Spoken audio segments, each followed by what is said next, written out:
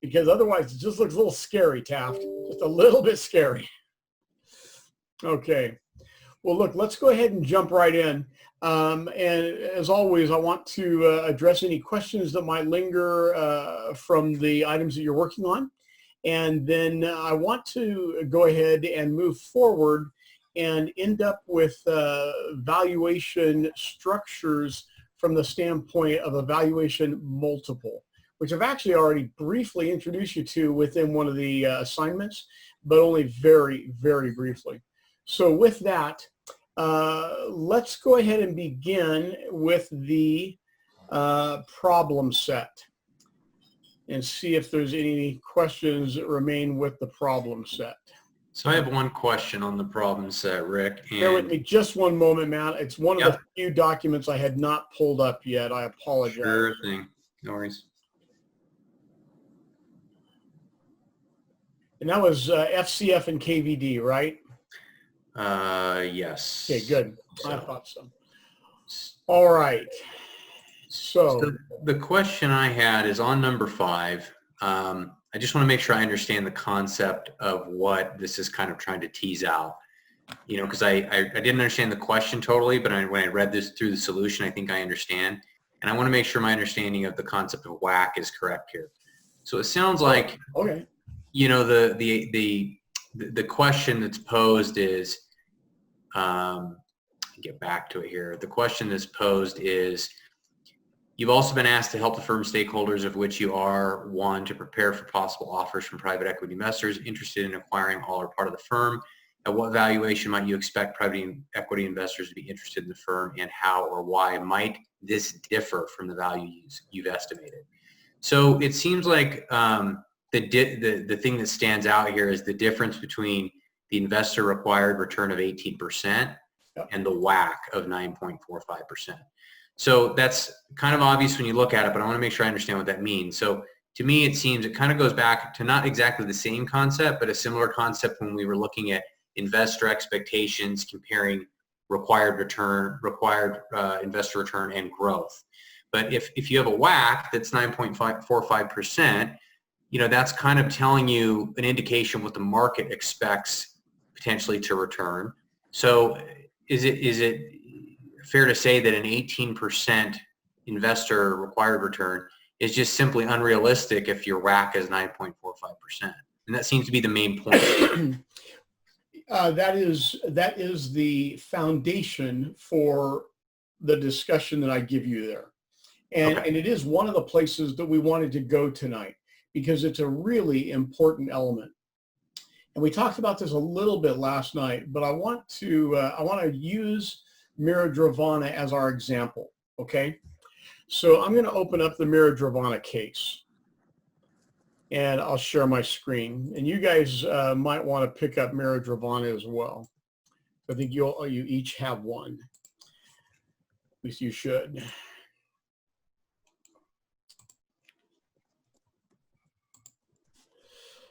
Okay, so I'm guessing that you can see the Mira-Dravana spreadsheets on my screen now. Is that correct? Yep. Okay, good. And you'll notice here that we have a cost of capital of 14.5%.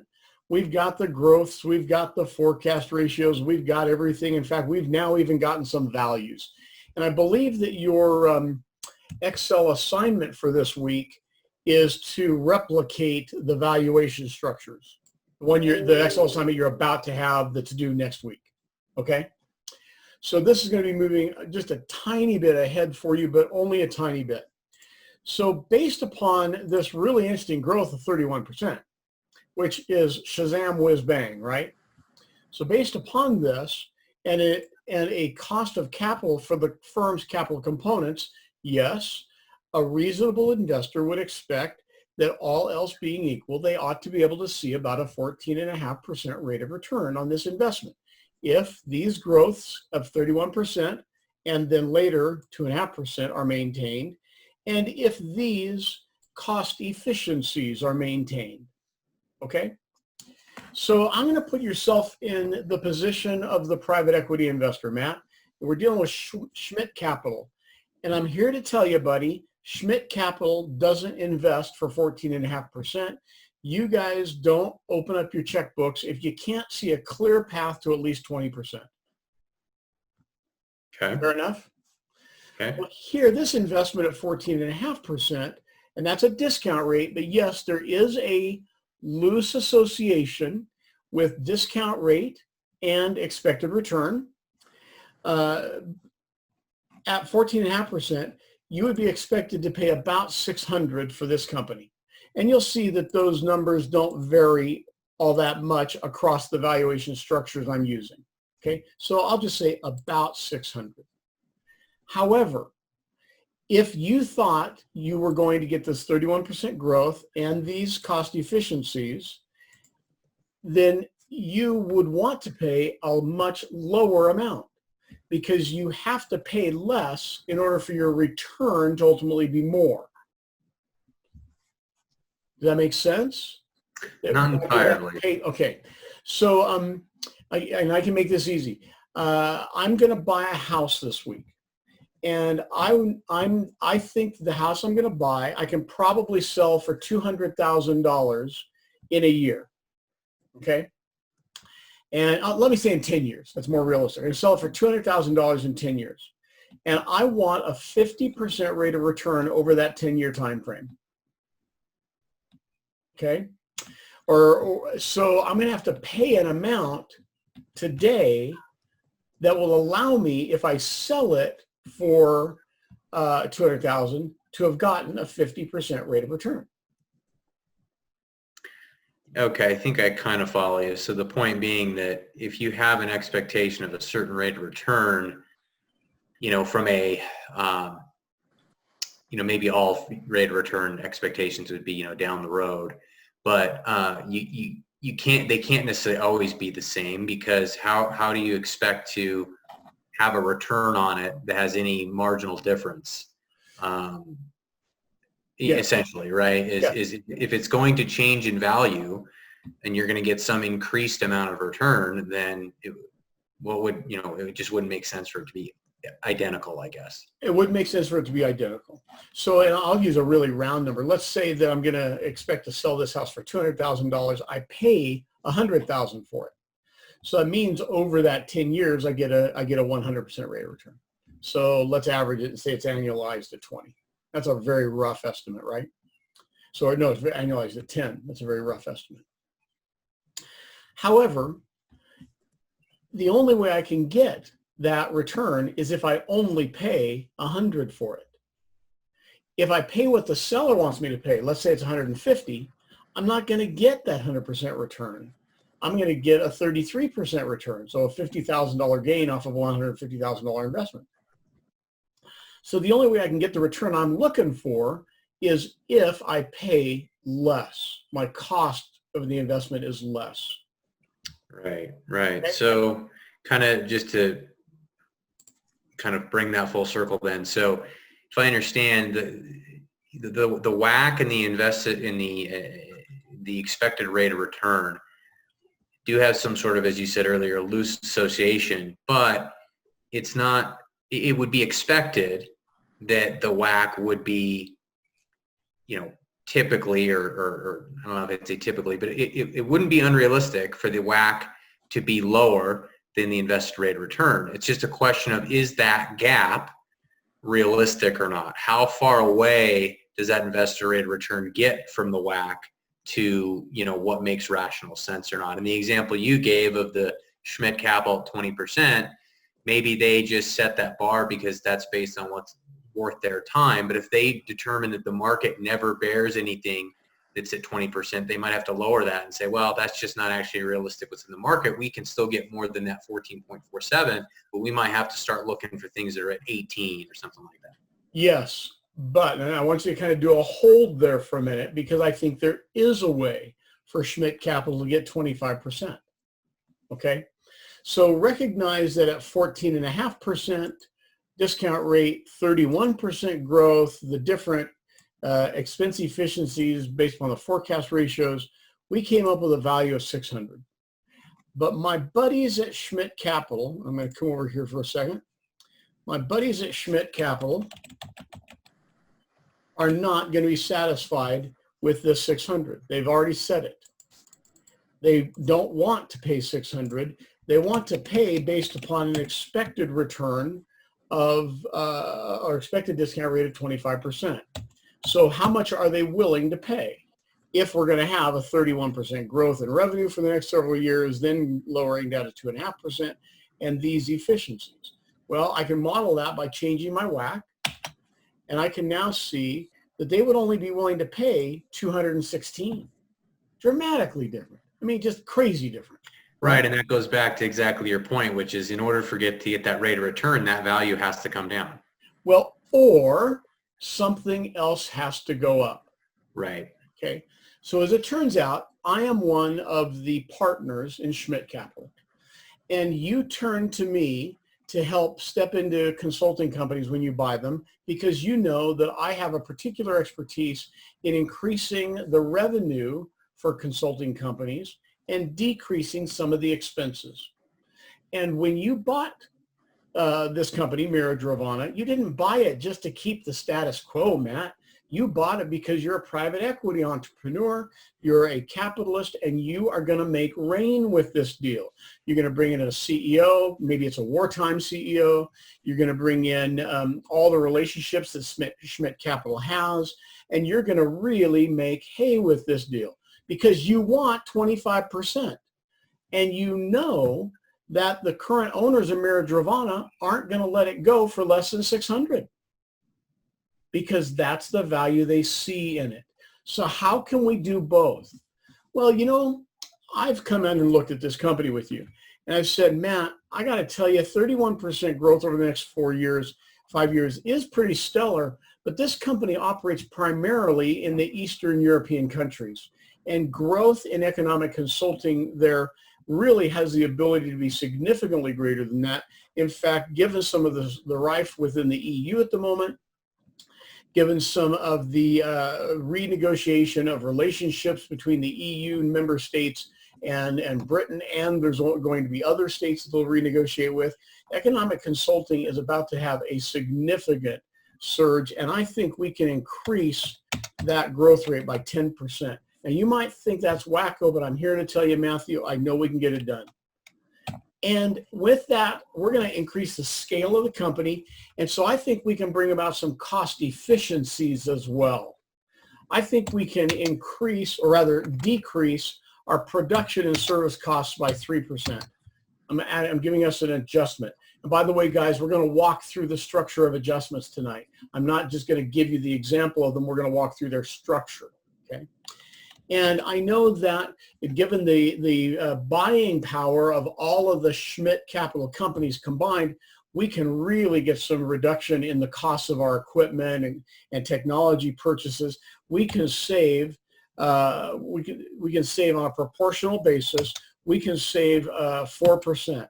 Now doesn't mean we're going to have a forecast ratio of 10.83 minus 4, but we can save 4 proportional percent off of 10.83. So if 10.83 is 100% of the expense, we can save 4% of that.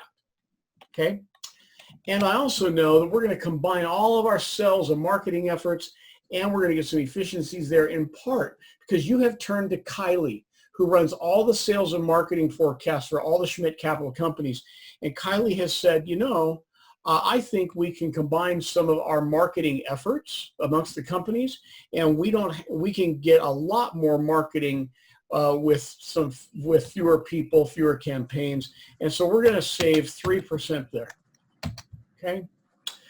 And last but not least, you don't need a CEO of Mira Dravana. If you've got a CEO of Schmidt Capital, you don't need all the CFOs. You can cut down on the C-suite perhaps. You get some efficiencies there. Maybe it's only 2%. Fair enough? Fair enough. So we've just gone through and we have done what a basic venture capital or private equity investor is going to do. They've looked at ways that they can find efficiencies. And in so doing, we moved the value to 328 instead of 328.563. Well, you might look at that and say, I don't know, it's not all that big. It's not all that helpful. And And yeah, maybe it's not all that helpful. There's something going on here. Stay with me a minute. I got a problem.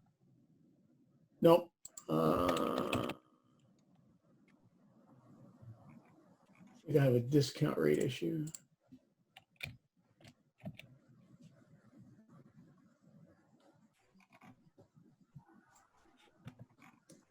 Okay, all right. So I've found a way here to improve that value from the 216 level all the way to 328. Right. So Now, I'm not at 600 yet. Okay, I'm not even close to 600.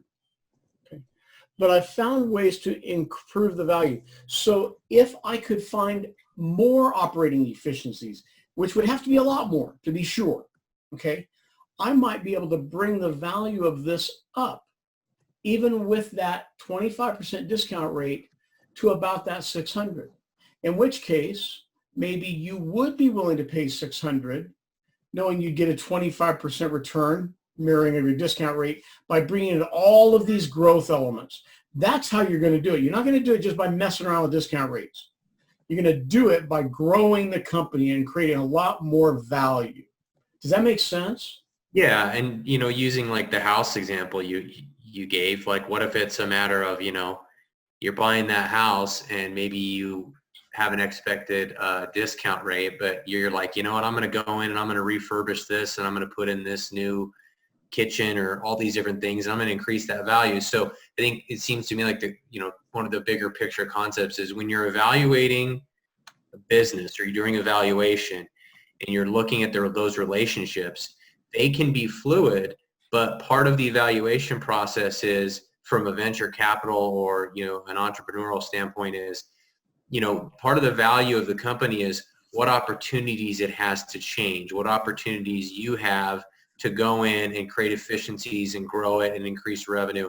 And that may be one of the most important things you look at when you evaluate a business is, well, what opportunities do I have? Like, is this a business, this is an industry that's going the way of the dodo, or is this something that has a lot of opportunity? Unless all you expect to do is invest your capital, your financial capital. If that's all you're going to invest, then you're only going to get about the company's whack on the investment. But if you're investing your financial capital and some of your time and talent, all of a sudden, it's a very different scenario. Let me play this game again with Mira Dravana. So remember, we had Mira Dravana here without any adjustments at about 600, okay? And let's assume that Schmidt Capital was a little more realistic. They were willing to play with a 20% discount rate, which means they would want to only spend 332 on the company, 333, given these growth rates and everything we're seeing. Okay. However, we know they're not going to accept that because they saw for themselves a value of about 6. So what would we have to do? Well, we'll go over to my adjustment sheet now, and we'll say, okay, where are we? Here we are with a 20% discount rate and these different efficiencies. We've been able to see ourselves clear to a 516 valuation. Or if we could maybe get a little more aggressive in some of these. Don't know if it's realistic or not. See, we're moving these needles, okay? So this is what you have to consider. Is there a way to pay the firm's ownership what they think they deserve, have our investors get the returns they think they deserve? Is there a way clear to do that? And the only way, of course, is if we can bring something to the table for the company other than simply bringing financial capital. It's only by bringing some time and talent. If it's simply because it's in a hot marketplace and the market's going to give us this growth, well, that growth's not, we're going to have to pay for that growth. Because if it's a hot marketplace, we're going to have to pay up, right? So just because it's a hot market or a good company, that's not going to cut it. We've got to do something with the company in order to justify getting that greater return. Right. Yeah, no, that totally makes sense. And Cool. I think that kind of answers that question. And the other thing I was just going to ask, and we can save it maybe for the end because it might be kind of a long answer, but at some point tonight, I just kind of like to have you elaborate on some of the requirements and give us a better idea of what the final project should Yeah. be. And we talked about that a little bit last night. I indicated that would be one of the last things I'll do this evening. And we'll spend whatever additional time there you guys want to. I want to make that, I want you to have the backup for that you think you need. Okay, so I hope that was at least modestly helpful. It certainly takes you through each of the operating functional or the functional elements of question 5 and how to think about that. What other questions might you guys have this evening with respect to where we've already been before I keep going further?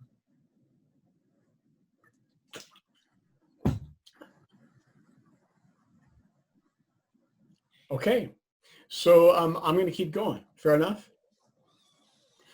I want to back up, and rather than talk about the valuation models themselves for a moment, and rather than talk about valuation multiples, which is where we'll get to, I want to go ahead and look at forecasts. So I'm going to bring up a couple of slides in a PowerPoint. See if it's doing this. And I want to remind us about a couple of things. Are you able to see this PowerPoint well enough? If I make it a little bit bigger, does that help? You guys see that? Yes. Okay. So you should be reasonably comfortable with forecast ratios at the moment, right? You know that to find a forecast ratio, you take the operating expense, whatever the category is for the particular year, the base year, you divide it by the revenue for that year, and it gives you a ratio. And in a constant returns to scale world, we would expect that that type of operating expense for a given company would always be that percentage of that company's revenue for the same period of time. Okay?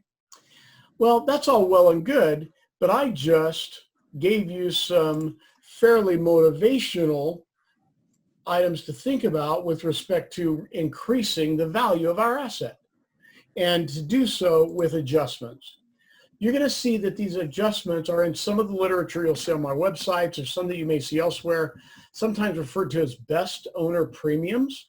So if Andrew acquires one of these companies, he's only going to be able to do so if he thinks that he can be a better owner than its existing owners, which means he's going to get more revenue from it than they were. He's going to have a lower expense parameter than they did, because he needs to build some more value here. He's a better owner. Well, that's just a term that is very often referred to as for adjustments. So when you see that term, know that a best owner premium is simply a type of an adjustment. And if we're getting a premium, that would suggest something good. So a premium would be an increase in sales. That would be a premium. A decrease in sales wouldn't be good, right? A decrease in sales would be bad. It would be inferior. We want an increase in revenue, but a proportional decrease in expenses. That would be a premium on the expense side. So on the revenue side, it's an increase. On the expense side, it's a decrease in order for it to be a premium. Because if it's a decrease in expense, it increases our profit. That's a premium to us. Okay? Does that make sense? All right. So you see here that in this spreadsheet that I have, or worksheet, I have the value without adjustments, which you've already put together for Mary Dravana, I believe, right? You've done this, haven't you? Okay. And here I've got val with adjustments. And I didn't have you guys do the adjustments, but we'll talk about this a little bit more before we're done for the evening, and I'll talk to you about how I want to see you guys incorporate adjustments. Well, how do I put the adjustments in? I've structured a row here, and I literally just type in the adjustments, but then we have to think about how I use them. So let me go back to my PowerPoint. We know how we do the expense forecast. How would we introduce an adjustment? So to introduce an adjustment, we're going to go ahead and for the revenue, we're going to go ahead and say we'll take the revenue for the base year times the revenue growth that we expect, our forecast ratio for revenue, plus whatever the adjustment is. And that the revenue growth and the adjustment are bracketed. So if we expected 10% revenue growth and we think we can find a 3% premium or adjustment in that, we're going to add the 10% to the 3%, so it's 13% now, and then we're going to grow the revenue by that amount. Okay? And when I say revenue growth here, it's actually, if I'm going to be specific about it, it's 1 plus this. Okay? 1 plus this to get it right. So I increase my revenue simply by adding some additional percentage points to my growth. Are we together on this? Any question here? Can you just show us what that looks like in the actual spreadsheet? Yeah, you bet I can. That's where I was going to go next anyway, so that's good. So I'll look at the revenue. Notice I don't have I have an adjustment of 0 at the moment, okay? So obviously I'm not adjusting my first year, my base year, but I'll come down here to without adjustments. So notice that before the adjustment, I simply took the revenue times 1 plus my forecast ratio for revenue. Straightforward. With the adjustment, I'm doing kind of the same thing, but I'm taking 1 plus my forecast ratio plus my adjustment. Okay, so if I had 31% growth, I'm now adding whatever percentage here I've got to. Let me say it's 3%. So I'm adding 31% plus 3% growth. So I would be multiplying the base year by 1 plus 34%. Those are unrealistic numbers, perhaps, but they're the numbers we're using.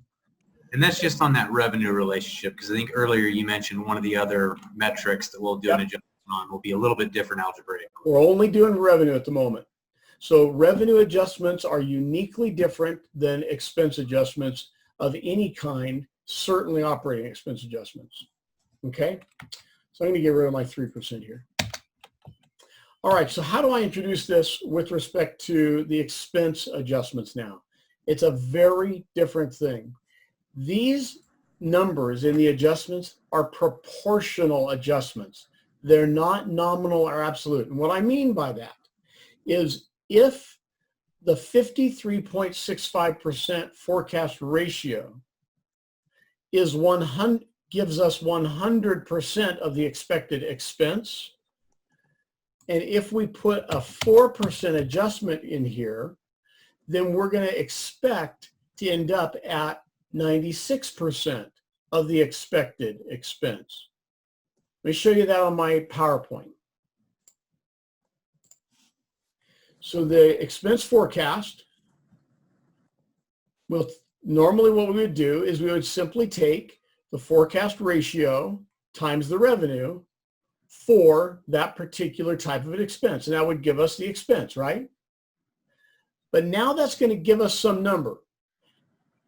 And we're going to then take that number and multiply it by 1 minus whatever our adjustment is. Let me give you some numbers with this. Let's assume that we have an expense forecast ratio of 65%, and we're going to make a 3% adjustment. And let's assume that our revenue for period 1 is 1,000. The correct way to do this would be first to find out what would our expense be without the adjustment. So I take the 0.65 times the 1,000, and I find what my expense is expected to be without the adjustment. And because this adjustment is proportional, I now am going to suppose that this number that I come up with, which is 650, right? 0.65 times 1,000, that's 650. That now is 100% of my expense estimate before the adjustment. And if I have a 3% adjustment, I'm now going to multiply this by 1 minus my 3%, which is the same thing as multiplying it by 97%, right? And it tells me that I now have a new expectation for the expense. It's no longer at 650, it's adjusted down to 630.5. So this is the correct way to do it. You will be tempted to do it differently, and you will be tempted to do it without the proportionality, and you'll mess it up if you do. So let me take a look at this here. I see that I should have said that as a minus, and this should have been in 20. Excuse me. So the incorrect way to do it would be to take the forecast ratio and then reduce it by the adjustment, and then multiply it by 1,000. That's the wrong way to do it, because what we're doing is we're not taking 3% off of the expected expense. We're taking 3 points off of 65%. And that's a very different number. As you can see, 630 is a very different number than 620. So the right way to do it is to come up with what you believed that the expense would have been without the adjustment. You take the ratio times the revenue. That gives you the expense without the adjustment. You then take the adjustment by multiplying that by 1 minus the adjustment amount. Otherwise, you will understate excuse me, the expense, and you will overstate profit.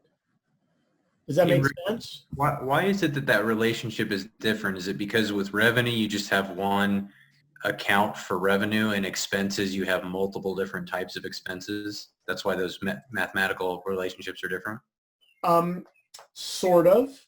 And that includes that, Matt, but it has to do with what are we taking a percentage of? What are we taking a percentage of? And in this case, we're taking a percentage of an expense that is not 100% of the revenue. In fact, but when we're taking it on the revenue, we start with the revenue as the base. Here we're also starting with revenue as the base, but we're getting to a lesser percentage. Okay, yeah, I think I follow you. So the reason that the incorrect way is such a problem is 3% is not 3% of 65%. It's almost 5% of 65%. 0.03 is almost 65% or is almost 5% of 65%. And we only want to take 3%, so we must do it proportionally. And the correct way of doing that is first identify what the expense should have been based upon our ratio, and then take the adjustment. So now let me show you how that looks in the spreadsheet. So I'll just do any one of these. And notice that I start by taking the revenue here at D13 times the ratio, 0.5365. And that's going to give me the number that I thought the expense would have been prior to the adjustment. And now I'm going to multiply that by 1 minus my adjustment. So 1 minus 4% is 96%. So now I'm going to have 96% of this number. Notice the other thing it's not doing. It's not decreasing my expense. It's increasing it at a slower rate. It's not decreasing my expense, because my expense is still a function of my revenue, and my revenue went up rather a lot. Well, this is different than how we look at the revenues. Not only are we taking each of these, but we're also taking each of the years and dealing with this forecast ratio for revenue at 31% plus whatever adjustment. And in the next year, the first year of the explicit period, we don't take a 31% increase in revenue. We take 2.5. So in the first 5 years of this forecast, revenues are growing at 31%, and then they grow at 2.5%. So we have to think about that change that's being made. On the expense side, we're taking a constant amount for the expense, whatever the ratio is, and then proportionately taking away the adjustment, whether it's in the first year or it's in the last year. We're doing it the exact same way, which is different than it is over here within the revenue. But remember, our base in this is revenue. Our base is revenue. So we're taking this increase or this expense, adjusted expense, off of a changing revenue. Does that make sense? Yeah, just the relationship is, like you said, the expense is a function of the revenue. Keep proportionality in mind when you do this. Otherwise, it will mess you up. Keep proportionality in mind. Now, that said, obviously what's happening here is we're changing our free cash flow, right? So if revenues are increasing at a faster rate, expenses are increasing at a slower rate, then our free cash flow is amping up nicely, right? As you can see, even at a 14.5% discount rate, just those very small adjustments, we took the value of this asset up to over 700 from its starting point of 600. And all we did was we improved our expense efficiency in the production and service category. That's the only thing we did. And we gave ourselves an extra 100 or maybe it's 100 million in value. Any questions about how I've done this?